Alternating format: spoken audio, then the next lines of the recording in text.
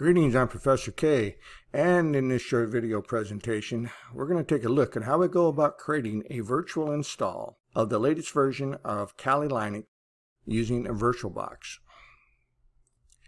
And though the installation procedure for creating a virtual install of Kali Linux using either VirtualBox or VMware remains the same, it is nice to see an updated video from time to time showing you the latest version for VirtualBox as well as the latest version for your Kali distribution. And though that doesn't mean a lot, it just tells you that you can go out to the VirtualBox download site and pick up the latest version of VirtualBox free of charge. So you can go out to the internet and you can just type in VirtualBox download inside of Google, or you can use the link that's inside of the lab file and it'll take you directly out to the download page for VirtualBox. Now currently I'm running VirtualBox 6.16 and there is an update for VirtualBox 6.18, so I'm going to go ahead and download it. And while you're here, you scroll on down just a little bit until you come to the VirtualBox 6.18 or whatever version of VirtualBox you have extension pack. Make sure you get a copy of that as well. So I've made sure that my current version of VirtualBox is closed or shut down. So I'm going to go over here to my downloads folder. I'm up here inside of Firefox and I'm going to find that VirtualBox package that I just downloaded for 6.18. Go ahead and double click it and the installation begins. I'm going to go ahead and just click next, click next, click next, and yes, and install. That's how easy it is. And the installation is just about done. And once this completes, we'll then just move on over to installing the extension pack for the latest version of VirtualBox that we just installed. Now, once the installation of VirtualBox does complete, you have the option to go ahead and launch. I'm going to go ahead and accept that option. Click Finish. Now that I have VirtualBox up and running, I can go over here to the Help about VirtualBox, and it tells me that I am running VirtualBox 6.1.18. Go ahead and close that out. And now that we have VirtualBox installed, the last thing we have to do is import the extension pack. Now to do this, you just go to File, and you go to Preferences. Over here in the left window pane, click on Extensions. I'm going to go ahead and remove the old one, and I'm going to add the new one. Now mine is saved to my desktop, so let's go ahead and find it. And here it is, Extension Pack 6.1.18. Just double click it, install it, agree to the terms. Now before you can do that, you have to scroll all the way through the terms. Once you've done that, you can click on the I agree button and the installation process begins. And then you get a message stating that it was installed successfully. Just click OK to that, click OK to the wizard, and you're done. We're now ready to move on with creating a virtual install of Kali Linux. So before we download this OVA file that we need for Kali so that we can import it into our VirtualBox installation, there's a couple things you need to understand. First, we're downloading the bare essentials when we download the OVA file. The download image we're about to download is version 2020.2, and that is the default image that everybody gets. Now, once we do the update and the upgrade, we should be at 2021.1. Once you get the full install of Kali downloaded, it's almost 9 gigs in size. So you can understand and you can appreciate why Offensive Security gives us a small default image of approximately 3.6 gigabytes to download as opposed to the entire package. Now there are many different download options up on the Offensive Security download site for Kali. You have to have access to the right one or you're going to get confused. First off, let's start by going to Google and typing in download Kali Linux. Now any site that is labeled as Kali or Offensive Security pretty much is going to take you to the same download site. So I'm going to click on this first link here.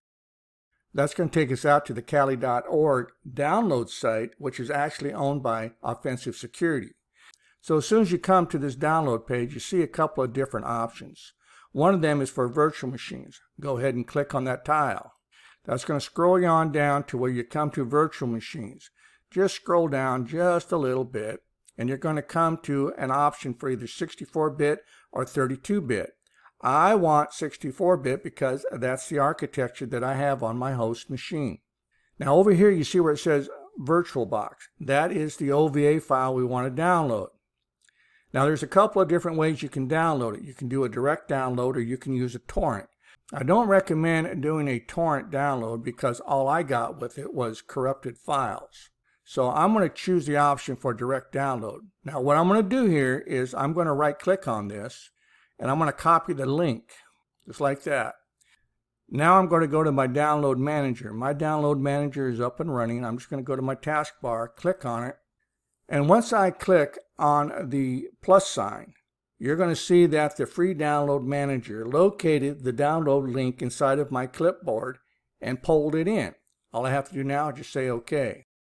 On this next page, you can select the download location to save your OVA file. Remember where you save it because you're going to have to know where to go get it when you need to import it into VirtualBox. Go ahead and click on the download option when you're ready.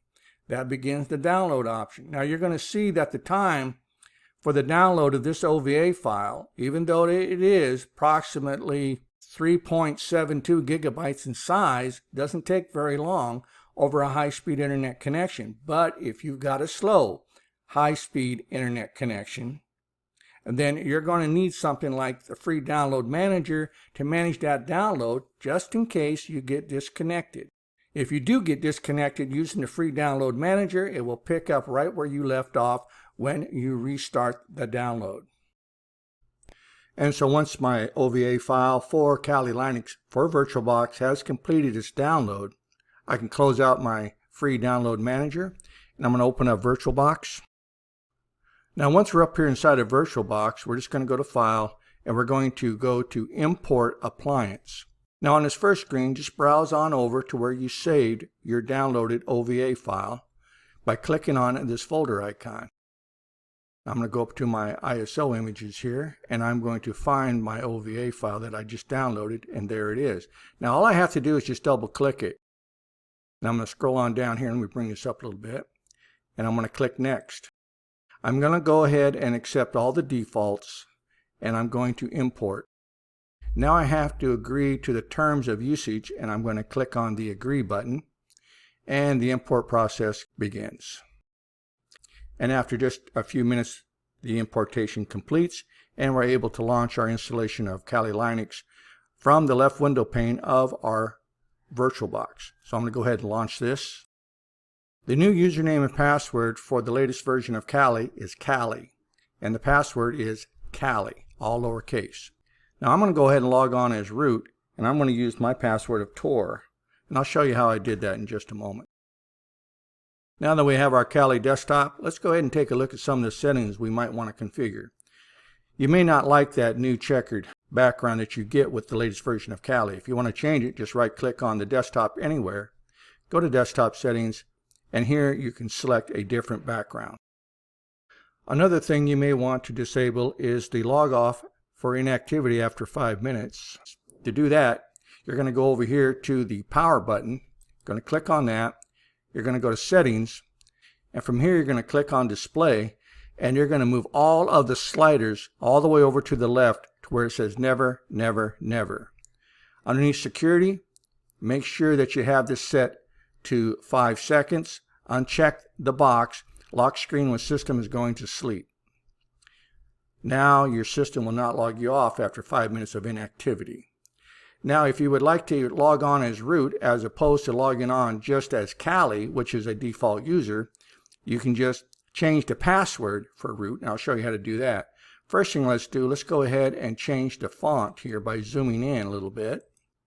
To log on as root, I'm just going to type in the following: sudo space passwd for password, and I'll just hit enter. Then it's going to want your new password. I'm just going to type in my existing password. I'll hit enter. I'll type in my new password one more time, and it tells me that my password updated successfully. Now you'll be able to log on as root. To update Kali, you have to have the correct network settings. So we can go up to Devices, we can go to Network, Network Settings, and you're going to have to change it over from whatever you're using to NAT network or bridged adapter. Now I prefer NAT network. that seems to work best. Go ahead and say OK. Now there are 3 update commands that I like to run. There's update, upgrade, and distribution upgrade. Now you can link all 3 of these commands together using 2 ampersigns like so. And then I can type in app-get space upgrade. Then I can type in 2 more ampersigns and I can type in app-get space dist-upgrade. But I'm going to go ahead and do this one at a time. Here I found that I had an AMD 64 package waiting for me, and I've already downloaded that. That's good to go. Next I can do an upgrade, and it'll ask me if I want to proceed, and I'll say yes. I'll type in Y and hit enter. As you can tell, the upgrade is related to the update that I just downloaded. It's all part of the AMD 64 package that I downloaded earlier. On this screen here, I'm just going to move my selection on over to yes. Do not prompt me for restarts or upgrades. Go ahead and do it automatically. Now the next command we need to run is the distribution upgrade command. So I've typed in app-get space dist-upgrade. I'm going to go ahead and hit enter. Ask me if I want to continue. I'll type in Y for yes and hit enter. Now the last thing we want to do is remove any old packages that are no longer needed. This is going to help keep Kali running smoothly, and the old packages may get it confused, so it's always good to go ahead and remove what's no longer needed. So I've typed in app-auto remove. Ask me if I want to continue. I'll type in Y for yes.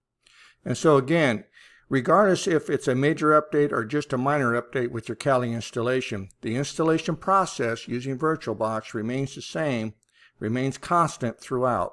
It's not going to change. So if you got any questions or you got any concerns about anything we just covered in this video, don't hesitate to reach out and contact your instructor, and I'll see you in my next video.